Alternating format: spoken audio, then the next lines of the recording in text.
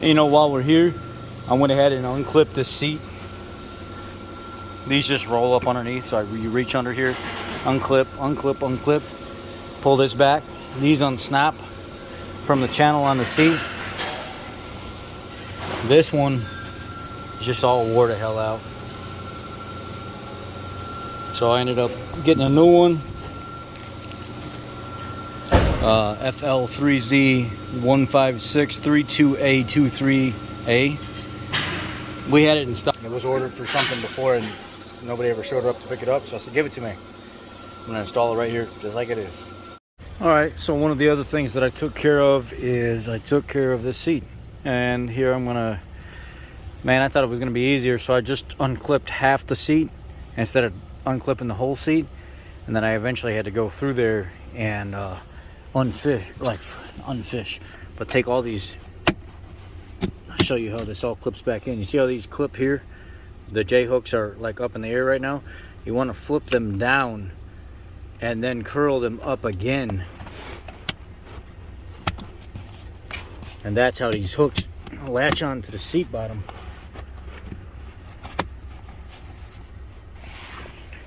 Anyway, I ended up pulling the whole seat cover off, and it was a freaking nightmare. Had to get the seat pieces all snapped in. There's like a blue channel here, a blue channel here, a blue channel here, and they all snap into these plastic snaps that are down in the foam. And then once you get everything snapped in, you pull the cover around the whole entire piece of foam, and then you pull the seat back in as far as you possibly can until the grooved part, there's a round part on the back here that goes over the steel support beam. Once that clears that, you're done. You don't have to go any further. Then you can, under the seat, there's a connector or two that you may have to unplug to get the straps for the back. The back seat rest has a dovetail that goes underneath, and it velcros up under there. This piece here, and it's got a little velcro piece. It's got a hook that it goes on. Pull that dovetail up out of the way, and then you can see your seat clips that are folded up there. You unclip them, they're kind of a bear to get off, and you pull the whole entire seat out forward. Pull your old foam and stuff out, just pull the channel right out of it. You don't have to be careful. And then install the new foam and everything, and reinstall everything. Luckily I was able to, we had it in stock, surprisingly. Here's just a little small portion of the clips for that. And then later on today, I went ahead and resealed all these doors for the freezing recall, except I did it my way. And I used the passenger door and some of the driver door as demonstration, but not all of the driver door for demonstration. I have so many of these videos out. I have like 2 or 3 of these videos out breaking down the entire process, showing you guys everything. But I just want to share, you know, the upgrades of what's going on with the truck now, currently at this moment. See, I do a complete seal all the way around that. I don't do it exactly the way Ford says. I add my own little twist on it to make sure no water ever gets back in that handle again. I also changed out the front door lock actuators because these both were getting lazy in the front when it got real cold out. So I put new ones in, and they work night and day compared to what they did before. Now it's just real quick up, quick down, quick up, quick down. No issues there. I referenced this door because this door is where the lock solenoid is, and there's an extra lever right here that clips into it. You can use the passenger door as the main reference to get everything apart. The driver door operates the same exact way, except I show you how to release the little hook right here that goes down to the door latch or the door lock actuator, so you can electrically and mechanically unlock it. Washed all the windows with some really high strength ammonia based Windex, and then again resealed this door here all the way around, and then here all the way around. So I'm going to let that continue to cure, and I will release the how-to later. You guys probably aren't going to sit through all of that. Plus I have those videos on the channel already. But she's finished.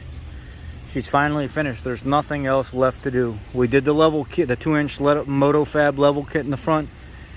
We did the 33-inch tires. 2009 to 2014, just some old junk rims that were on Facebook for the winter. Went and picked them up. I'm gonna get them painted here soon.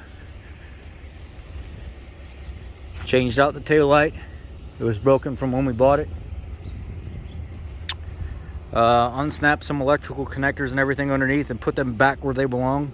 The tail lights were working, but the license plate lights weren't. And when I got up underneath there, I started messing around with the connector I seen was kind of out of place, and all of a sudden the lights started coming back on. Well, I think what they were doing is they were chasing their tail because they had two blown bulbs. No, here's what I did first. I noticed the blown bulbs were bad. They just unclip. You can reach your hand up underneath and snake your hand up in there and push the tabs and push the lights out. I noticed the bulbs were blown, so I replaced the bulbs and it still wouldn't come on. I went and laid up underneath the truck to kind of see if I seen anything weird. And I said, where's that connector? It's not in its slot where it belongs, over here on the frame.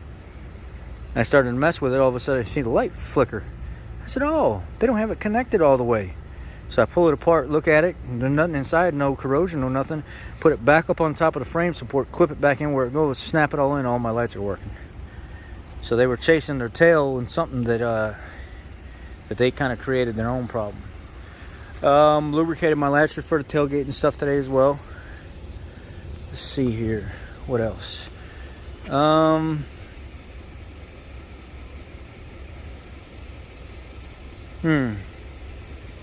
then we'll get it. Let's look at this real quick.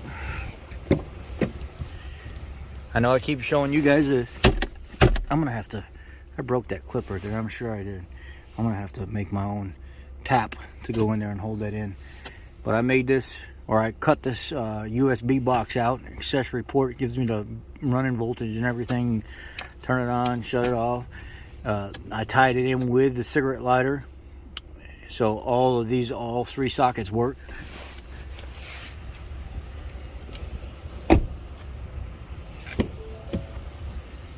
We went to a nicer XLT cluster, programmed all that in with 4Scan.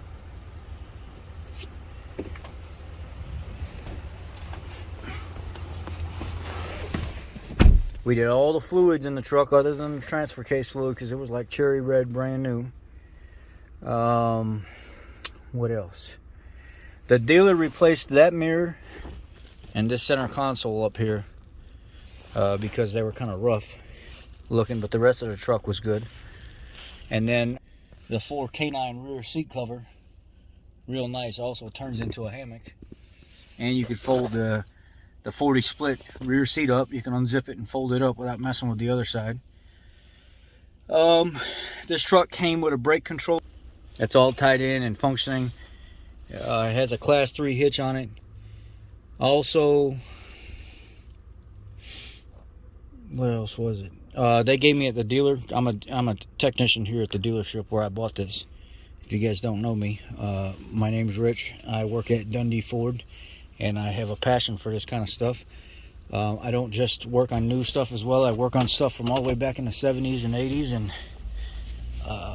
all the way up to brand new stuff. I've got a couple vehicles here of my own. I don't just work on Fords either. I work on other things, but I do specialize in the Ford product. I also have a couple vehicles back here. If you're new to the channel, welcome. This 2007 Mercury Grand Marquis is mine. It's got a set of 2016 Mustang GT rims on it. It's all stock, all 32,000 miles. This 2006 Lincoln Town Car is 373 gear set, 31 spline axles, 15% line pressure increase, 1, 2, 2, 3, 3, 4. And can shift. Just a fun little car to tote around in. Nothing too crazy. I mean, I'm not building a race car out of it. That one is going to be a race car. It's going to be a fun car, not a race car. It's a 2001 Dodge Ram where all the wheels were rotten all the way around. The rocker panels were rotten all the way around. I cut all the metal out, welded all new metal in. It's just an old work truck, that's all. I beat it, but I also take care of it. It's got all new lights, brakes, rotors, Evo painted rims, brand new Travel Star, some cheap Chinese tires that run really, really good. New transmission in it, new shocks all the way around. Lower end of the motor's been gone through and cleaned, oil pump, all that stuff cleaned out. Now I just got to do the intake manifold where the belly pan blows out on it, and starts burning a little oil. But it starts up, it runs great. So I have that as well. It's been a project. AC system, cooling system, everything's all brand new in it. brand new PCM, all that. Just it's an old work truck that just runs really, really, really well. But we've come to the end of the road so far on the stuff that we initially set out to do to make this F-150 a sportier looking, non-boring XLT, and just make sure that it's very, very roadworthy for my little one and my better half. And yeah, four-wheel drive, everything works. It all works. And I wanted something nice for them. I wanted something nice for them to be in, and I'm taking her 2007 GMC Sierra, and I'm going to go through it now. Now it's going to be redone. I just put new Blizzaks on it, new rear drums on hers, new rear shoes and hardware on hers, new brakes and rotors 3 or 4 months ago. Went through the lower portion of the oil pan, put a new oil pressure regulator with the oil hat, new gasket and stuff in it. Also updated the driver's side valve cover with the bigger PCV baffles and put my own holes in it.